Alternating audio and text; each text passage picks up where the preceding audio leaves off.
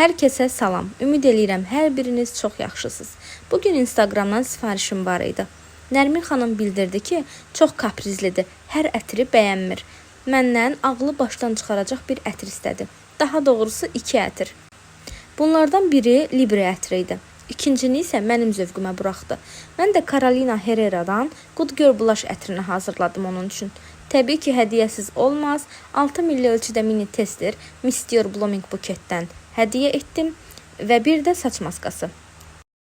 Ətirləri diqqətlə paketləyərək taksi ilə yola saldım. Bir neçə saatdan sonra isə xanımdan ətirləri bəyənib bəyənmədiyini soruşdum.